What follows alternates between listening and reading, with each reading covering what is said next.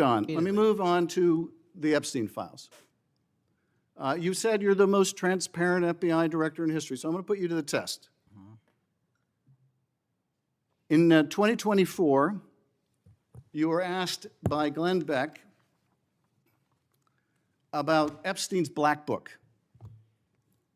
And you said, he asked, who has Jeffrey Epstein's Black Book? And you said, Black Book, FBI. And he said, but who? That is, I mean theirs. And you said, oh, that's under the direct control of the director of the FBI.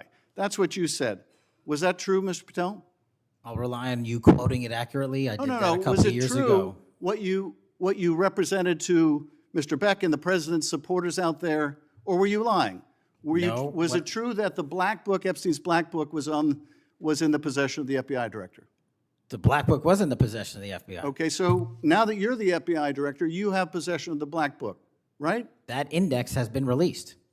So you have Jeffrey Epstein's Black Book? What is known as Jeffrey Epstein's Black Book has been released by us. And you released it. And let me follow up on Senator Kennedy's question, because he asked you, and I'll be very precise here.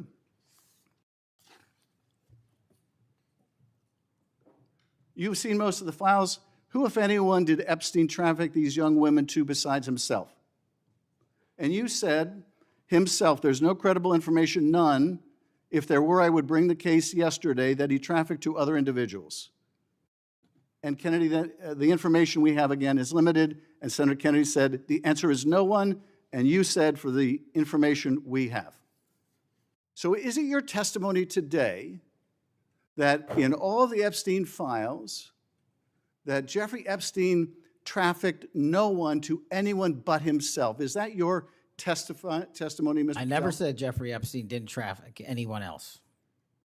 Did he traffic any young woman to someone other than himself? That was Mr. Kennedy's question, Senator Kennedy's question. The information that 3 administrations have had access to have made determinations that there are no investigative leads that were credible to prosecute and investigate any others. I'm specifically stating whether it's your testimony today. Well, you just read it, and I said it 10 minutes ago, so let the record reflect my testimony. I just want to make sure there's no misunderstanding, because there are victims like Virginia Guifer who have testified otherwise, who have said otherwise, and you're telling the American people today that the Epstein list is a single name and it's Jeffrey Epstein. That's what we're to believe?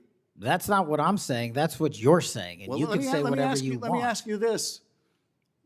When Todd Blanche went to interview Ghislaine Maxwell, she said, but did I think these guys were coming for that? I really don't. If you met Epstein, there's no way that this cast of characters, of which it's extraordinary, and some are in your cabinet, who you value as your co-workers, and you know would be with him if he was a creep or because they wanted sexual favors. A man wants sexual favors, he will find that. They didn't have to come to Epstein for that. And the next question Todd Blanche, the president's former criminal defense lawyer, asked is not who in the cabinet, who are you referring to? His question is, so when's the last time you think you were with Mr. Epstein when he got a massage? So let me ask you, who are those cabinet members that Ghislaine Maxwell was referring to that, that were part of this cast of characters associated with Mr. Epstein? Who are they?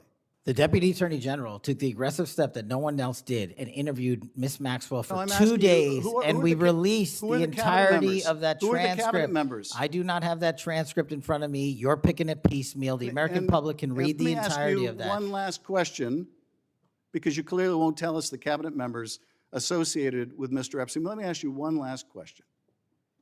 And that is, right after she gives this testimony, in front of an FBI agent, among others, she's transferred to a minimum security prison not suitable for a sex offender like herself. Who made that decision and why? The Bureau of Prisons. The Bureau of Decisions made it in prisons. The Bureau of Prisons decided on their own, without any consultation with Blanche or anyone else, that they were going to suddenly, after this interview, completely unrelated to this interview, completely unrelated to anything she said, move her to a prison not suitable for a sex offender. You want the American people to believe that? Do you think they're stupid?